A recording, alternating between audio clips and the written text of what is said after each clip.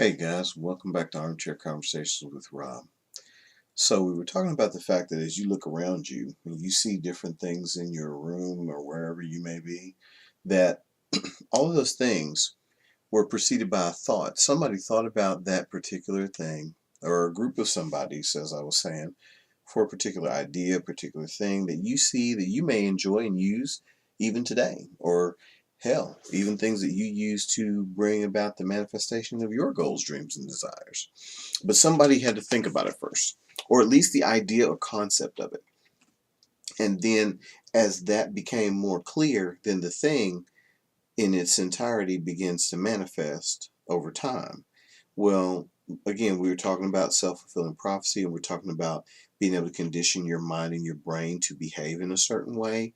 Basically, these things happen whether you're talking about creating a thing like a pen, a chair, a lamp, or you're talking about creating stuff internally inside yourself, which, I'm a big believer in cultivation through things like meditation and, training your mind to think and speak and act differently.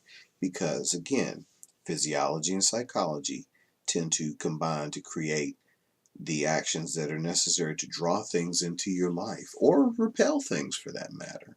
So, we're talking about I am that I am.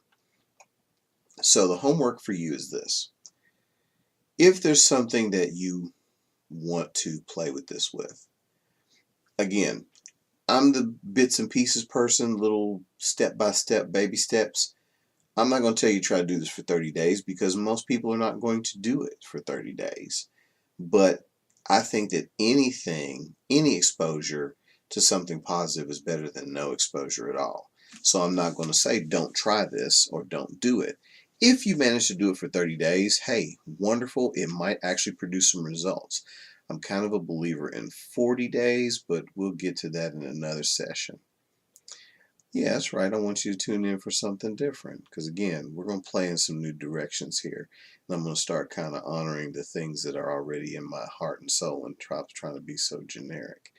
Anyway, so I want you to, for a couple times a day, each day, when you see something that you like, or if you see somebody embodying a quality that you like, or you see something taking place, an experience unfolding for an individual or individuals, or even for people that you don't have any idea, I want you to look at that thing and say, I am that.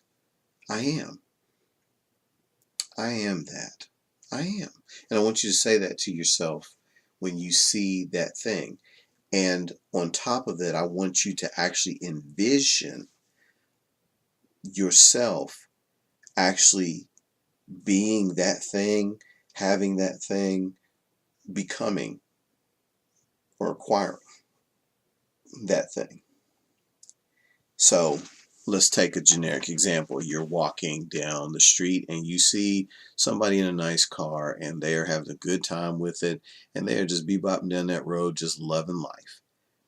I want you to look at them if that's something that you desire, particularly if it's that fantabulous type of car that's your personal preference, and say, I am that. I am. And feel the feelings of having that car and actually being that car. What if you were the car being driven by the person? What might you feel like? This is speaking back to that oneness of trying to have everything be interconnected and interrelated, that quantum entanglement that they talk about. So I want you to feel what it might be like to be that car, as well as be the person who's driving that car. Feel the experiences of both together melding to become one experience, car and driver, and maybe the music that's playing and the day that's available and where and who, if you happen to know the person.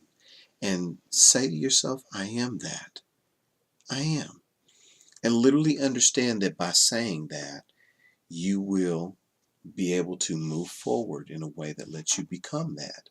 You technically are already that if you're working toward that oneness concept. But and actually being able to have, do, and be exactly that. Because anybody that has anything or has created anything, you can also do the same.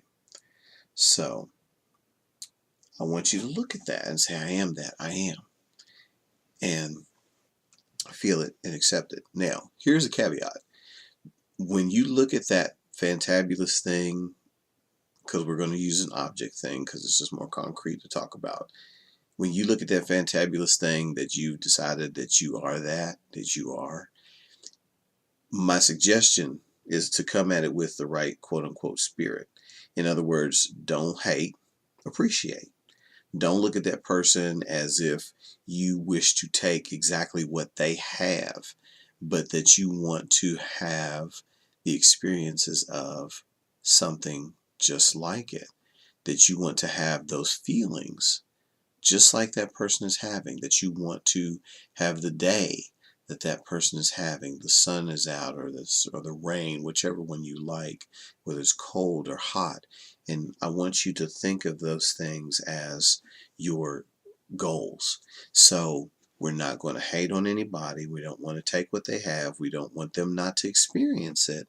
We want to be one with it so that we also can experience it. So I am that I am.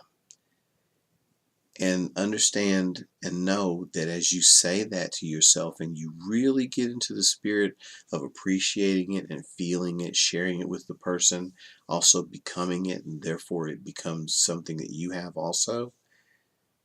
Once you really get into those feelings and let it guide your subconscious to begin to make the moves that are going to bring you toward those things that you wish to experience.